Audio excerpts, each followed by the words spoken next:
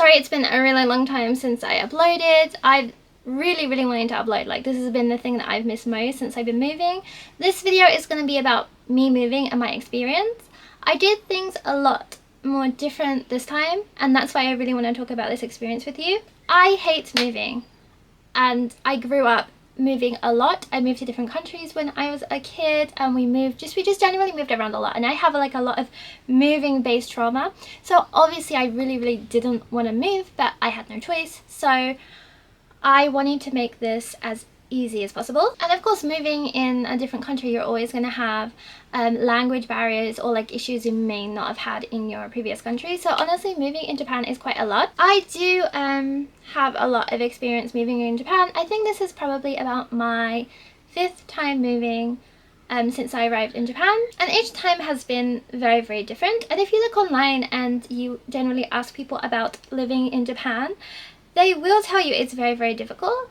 And I'm kind of on like a balanced side of things as usual. Like, I think that there were some things that were very difficult and some things that were quite easy. So yeah, I'm going to talk about this time moving versus my older experiences, the troubles I had and the things that were a little bit easier. So yeah, I'm really sorry for taking such a long break. I didn't intend it to be this long, but I don't know, something about my ADHD maybe, but I was so focused on moving, I honestly neglected all of my other responsibilities apart from work, which was not great, honestly. But I have my house like 90% done, and I'll make another video showing you all the different rooms, and I'm really excited to show you. I'll put some pictures here so you can see where I'm living. I moved to a little house, and I think it was actually quite a good find. The rent's pretty cheap. I really like this house. It's actually an old Japanese house that has been renovated, and actually there are mostly 2 kinds of houses like that. The house I lived in before was also a renovated Japanese house. The difference is that they renovated everything. Like, they took out the bare bones and they rebuilt it upwards, so it was completely new. Whereas this one, it's still an old Japanese house. The bones of it are still really old and Japanese. So I'm not sure if you can see, there's like these wooden beams, I don't know how to say this, like bordering or whatever, and there's a lot of like unique little things that you only find in old Japanese houses. I really like that, but it is a reason why the rent was cheaper. So when I first moved to Japan, I lived in a share house, and moving to a share house is the easiest way to move in Japan, in my opinion. You arrive, it's already been furnished. There are so many English-speaking share houses, and it was just overall a very easy experience.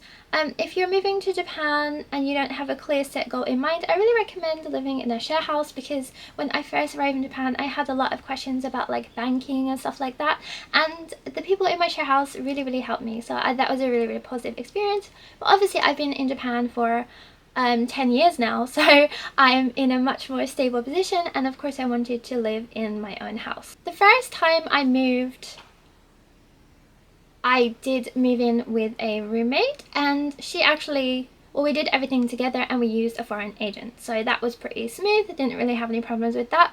The second time I moved, I used another foreign agent, and it was funny because they set me up with the apartment, but then I had to sign the contract and everything in Japanese. So that was my first experience doing all this stuff in Japanese. Honestly, I didn't really understand what I was signing. It ended up being okay, but I think that's also very dangerous. Make sure that you have a Japanese person to at least read through the contract. I didn't do that. It ended up being fine, but I think it's better if you make sure someone at least goes over the contract for you.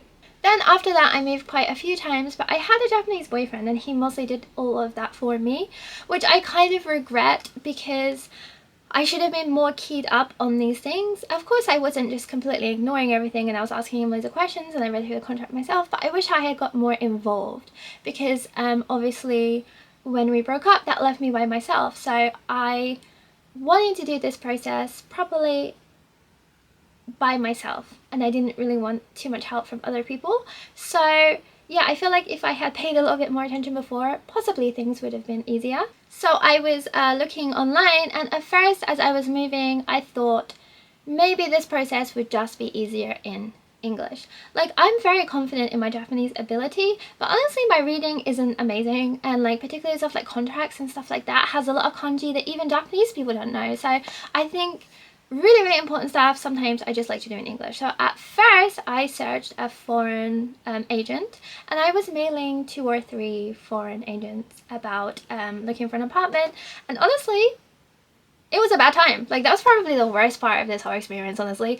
These guys were useless. Like, I cannot believe how useless these guys were, and they really talked down to me. I think it's because, honestly, I'm not super rich, and the rent I was looking for wasn't like I wasn't looking for a penthouse or a pongi. And I think because of that, they really put me on the lowest priority. And a lot of them were like, it's gonna be hard to find something within your budget, that blah blah blah and stuff like that. And that really put a downer on me. And I, at one point, this is the lowest part of this whole experience, I found one guy through a very popular foreign agency. I applied to view a house, and they said that it had already been taken. And this is another thing. A lot of the properties you see on these websites aren't even open. You can't even see them. They're just like fluff. And a lot of the time they just do it to get you to mail them and they'll reply with other properties. So a lot of it is honestly a scam. That's the first thing to look out for. But I knew this already, so I emailed them about one property. They emailed me back and they're like, oh, let me find you some more. So I started speaking to this guy. And the annoying thing was, I had 2 guys at the same time. Every time I found something I liked, I would mail them and say, please, I would like to view this property. They would take 1 day to get back to me. And by the time they got back to me, someone else had already taken it, because this is how quickly properties get taken. So it was just like that process went on for like a couple of weeks, and I was just getting really frustrated. And then the worst thing happened when one of them asked to do a Zoom call with me, and I was really, really excited for this. I told him everything that I wanted and my budget and everything like that, and honestly I was pretty negotiable about these things. And so I waited a week, and this whole time I didn't really look for anything in that time, because I thought he would find me my apartment or my house. And I waited a week. I had the call with him, and he only had 2 properties for me, and one of them was like a house in the middle of nowhere, not near any of the stations I asked for, and it didn't have any aircon in any room. And this was quite a big, like again, like an old Japanese house, and it had like 6 rooms, and none of them had fucking aircon in them. So it's like, I don't know if you've ever been to Japan in summer or winter, you need heating and aircon, particularly in old Japanese houses. Like, you will just boil without them. And obviously I have 2 cats, so I need to make sure that they're in a comfortable environment. So, and he didn't even mention it until I looked at the blueprint and I said, you know, there's no aircon. And he's like, oh yeah, but you can install that yourself. Installing it yourself costs like at least 60,000 yen per unit. So I'm looking at hundreds of thousands of yen. So you'd rather spend that money on getting somewhere a little bit more expensive rent that's already has aircon. So that was just such a bust. I was so disappointed in him. I could not believe it. And I just said, well, tell me if you find anything else. He didn't mail me back after that. And you know what? It's like, it wasn't even my budget was that bad. My budget is actually pretty good. And yeah, I was just really disappointed. And after that call, I did cry a little bit, because I was like, am I not going to be able to find something? Am I going to have to move to somewhere like infested with rats? I don't know why I was so shook up about this, because I wanted to live in the area that I'm in now. And I was looking at Japanese, like I use Sumo and different apps, and I found lots of places that are in my budget, well within my budget, and I was like, you know what, I'm just going to do this process in Japanese. The biggest worry for foreigners when you're renting is that a lot of the time when you apply for somewhere, the owner might not want a foreigner living in that place, and a lot of times you might get rejected. When I first moved to Japan, I remember there was a story that the realtor told me where there was a guy who wanted to rent, and he was a black guy, and they told the owner, and the owner said, well, how dark is he? So like, this is something that obviously the hardest part for foreigners is finding somewhere that does let foreigners live there. I've never actually had this problem. Like, I've always been worried about it, and I feel like a lot of the time it is kind of like fear mongering, and I think these realtors also put this kind of fear into foreign renters and buyers so that we stick with foreign run agencies and we don't just like do it all in Japanese. Because actually yeah, I don't think I've ever had a problem with this, but I mean, I know tons of people that have, but like, again, like, I feel like if you cast a wide net, you'll probably find somewhere that doesn't mind renting to foreigners. I'm not gonna go into if I personally think that they should rent to foreigners or not. Like, obviously I think they should, but also I know foreigners that have just packed up and left their whole apartment there and not paid rent. So like, I get the reason why they don't, but I think that they should. So it's I mean, I'll leave it to you guys to just argue about it in the comments. I signed up to a mailing letter, and I got an email the next day with all the different apartments they had. This house popped up, boom, I'm like, I want to live there. And I only applied to this house in Japanese. I mailed them, and honestly, I made a template in Japanese for in Keigo for renting houses or apartments, just like, hi, my name is blah blah blah, I would like to see this apartment if that's okay. I'm just wondering if it's a problem that I am a foreigner. And so I made this template that I thought I was going to use loads of times, but I just used it once and I sent it there, and the guy replied and he was like, of course it's not a problem that you're a foreigner, which I think it was pretty funny that he said that, because of course it, you know, like, it is sometimes a problem. But yeah, so he said, yeah, you can come view the apartment in a couple of days. And yeah, I was really excited to come see this house. It looked almost too good to be true, and you can't really tell from the pictures, so like, I was maybe a little bit worried. I got up, I got ready, and I come to view this house, and what was honestly like one of the hottest days of the year. It was so very hot and humid when I come to visit this place, and there was no electricity, so they couldn't put the aircon on. So honestly, I was in and out in about 5 minutes. I came in, looked at all the rooms, checked everything was all in order, looked at all the aircon units, and then said, yeah, I'll take it. And he was really shocked. He was like, what? You want to live here? And I'm like, yeah, why not? Okay, I'll live. I like the space. I'll live here. I had like quite a few questions, and he had a lot of questions from me. Yeah, I was really surprised during this whole process that I didn't really have any communication problems at all. And I feel like maybe I just need to have a little bit more confidence in my Japanese. And this whole experience, this last few months, my Japanese actually got really good for stuff like this, because it's just been solely me doing it. And because of that, it gave me the confidence to just do it. Like, when in a situation like this, you can't fail. Like, you have to do it. And yeah, I was surprised I didn't have any problems at all. And then I set the moving in date for like a week or so later. I packed up all my stuff, and like, this is the traumatic part for me, is just I hate moving. I hate packing. Oh god.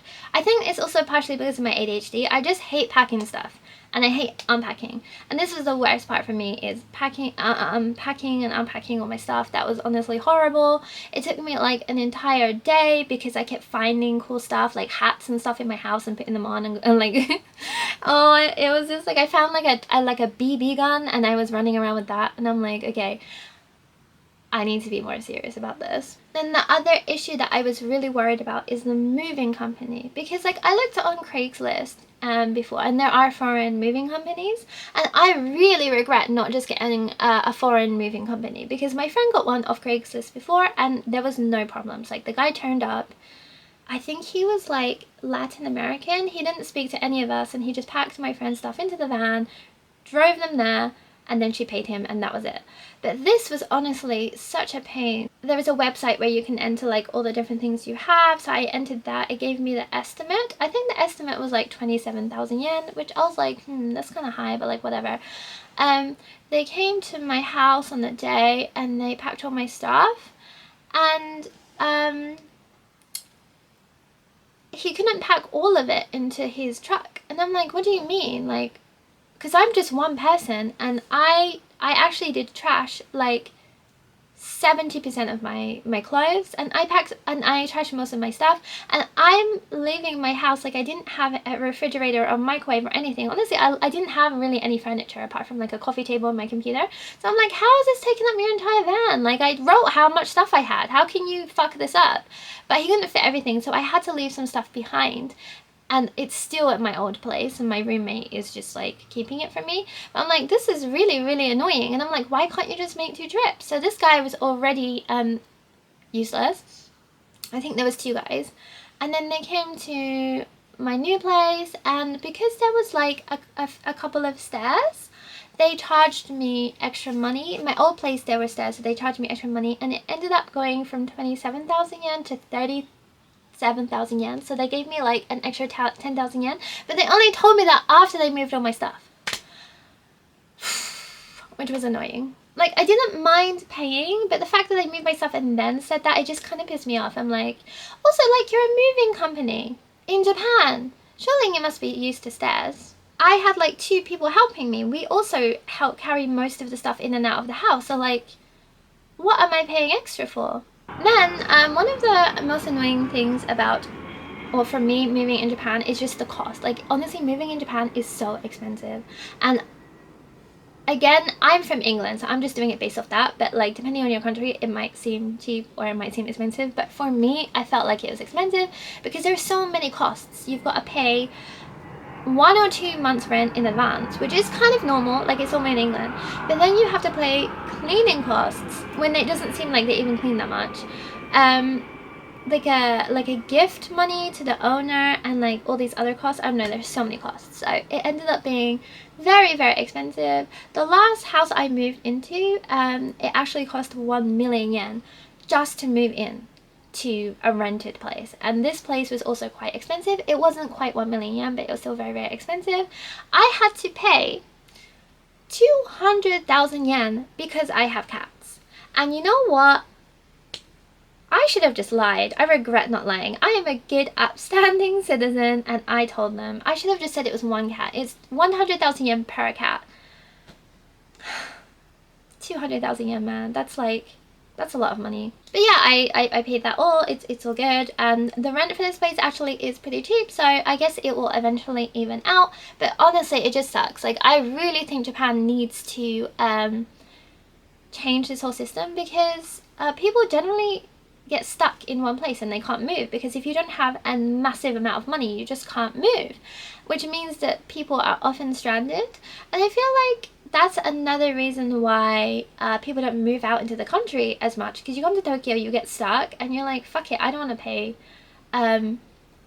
500,000 yen to move. I'll just die in this tiny apartment. I feel like society could be improved much more if the fees were reduced, because then people could just move around to where they wanted instead of being stuck. But like, that's a problem for the government and not me. Then once I moved here, oh my god, so I paid all that money, and as I mentioned before, I was living with someone else. I was living with my ex-boyfriend, so I didn't have almost any furniture. Like, so I had to buy fridge, microwave, sofa, TV, like all of this stuff, which was very expensive. And I went to mostly 2 places. I went to Nitori and I went to IKEA. I went to this really, really giant IKEA, which I made a video there, and I'm actually going to upload it a little bit later because it was really, really fun. It was really, really good, but the process was really complicated, and then they wanted you to get your own stuff, and then they didn't have everything, and it was like very complicated, but they did deliver everything and it ended up being fine, and the delivery time wasn't that long.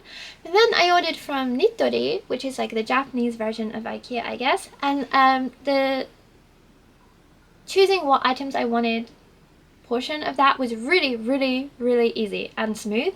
And I was really, really surprised because it's a Japanese company over a foreign company. I assumed the foreign one would be easier, but honestly, Nitori was actually pretty easy. But then it got to the delivery part of this, and oh my god. I'd waited like a week to have my fridge and mattress delivered. I was still sleeping on the sofa, and this guy, this fucking guy turns up in his van with all my stuff in it. The microwave's in there, like I need to eat, I can't keep eating out all the time, it's expensive. He turns up, this van is like 20 feet from my house, like I have like a driveway. He comes up and he's like, sumimasen, and it's raining a little bit, so I'm scared I'm gonna slip, so I can't deliver it today. And I'm like, but it's right there. I was like, I'll deliver it. I'll go get it. And he's like, no, wait. We're like, because the refrigerator is electric. So I'm like, it's barely fucking raining. Like, if it breaks, that's my problem. But please, I was like, please, just give me my mattress. My back hurts. And he's like, nah. He's like, I don't want to get wet either. So I think that I'll just come back like next time. So I'm like, okay, well, how about tomorrow? He's like, The closest I can do is in like 10 days. I'm like, 10 freaking days? 10 freaking days? So I had to wait another 10 days. And this guy would not budge. He just wouldn't deliver the stuff. Even though it was like, I could have thrown a rock and hit my stuff. Like, that's how close it was. So he wouldn't deliver it. So I had to wait another 10 days. So the whole process took like 18 days. And honestly, it really soured my experience with Midori, because I know it's like the delivery company, but this guy was a fucking imbecile. And like, he went on the phone to his boss and he's like, yeah, sorry boss, I can't deliver it because it's like 30 feet away. And I'm like, no, it's not. But yeah, it is what it is. And I eventually got my stuff and everything was okay, but Jesus Christ, that was like the worst part. But yeah, I got everything moved in, and now I'm relatively, like, I feel like I'm living in a house now. That's pretty good. The first night I was here, or the first couple of nights, I was literally just like sleeping on the floor on like a little futon, and it was pretty depressing. But it was been like fun, like slowly leveling up. Going from the futon to the sofa to like a really comfy mattress has been honestly quite fun. And then after that, when you move into a Japanese neighborhood, you're normally supposed to go around and introduce yourself to the different neighbors. We have like this old woman who's like head of the housing association, and I'm like, fuck, like these are the worst types of people imaginable in Japan.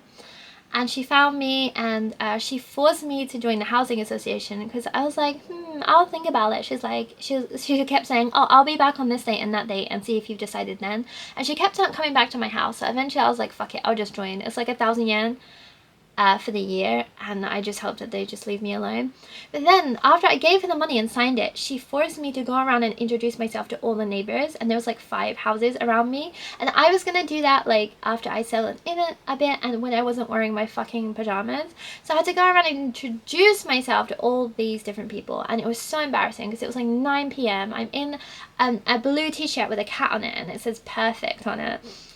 And all my neighbors, there's like 4 of them, and if you combine all their ages, it's like 400. Like, I'm not joking, these people are old. And so when the door opens, at first they're just like scared when they see me, and I'm like, oh hi, I just moved next door. And then the housing association lady's like, don't worry, she speaks Japanese. And then we have a very awkward conversation, and then I say goodbye and then I leave. Honestly, could have done without doing that, but I think it's important when you move into a neighborhood, particularly in Japan, you generally just have to go around and say hello to your neighbors. You're supposed to give like a small gift, which is what I wanted to do, but this fucking bitch made me do it, so I like on the spot, so I didn't have any gifts for anyone. But I might go and get something, maybe like something British, like tea or something like that, and then go and give it to them. So yeah, that was my moving experience thus far, and there were some ups and downs. Overall, I really think if your Japanese isn't that bad, then try doing it in Japanese, because the foreign agencies that I encountered were honestly just fucking garbage. And the people I've spoken to, like my friends who have tried using them before, also agree. They said that just doing the process in Japanese is better because you just have so many more options. But obviously it depends if the owner wants a foreigner living there, but if they don't, they'll just find you somewhere else. I'm in the process of making my gaming room, which I will stream from, and then once that's set up, I can probably stream again, which is what I really want to do. I really miss streaming. So yeah, to summarize, the hardest parts honestly are getting enough money to move out and paying all the costs, and going through the contract. The contract was honestly annoying. Like, even though the process wasn't so bad in Japanese, the contract was long, and I only honestly understood like 60% of it, and I kind of just picked up keywords, like, and then there was stuff in there that's like, don't bring dangerous snakes into the house. I'm like, has this happened before? Yeah, I'm just really fucking glad that that process is over and I live in this house and my name is on the lease, so now I shouldn't have any problems. And I'm really looking forward to showing you my new house, so please look forward to that. Let me know if you have any questions about moving in Japan. There's so much more I wanted to cover in this video, but I didn't want it to be like 9 hours long. And I know it's not like the most interesting topic either, and I do have a lot more videos I want to make. So yeah, thank you for watching. As always, please subscribe and I'll see you in the next one.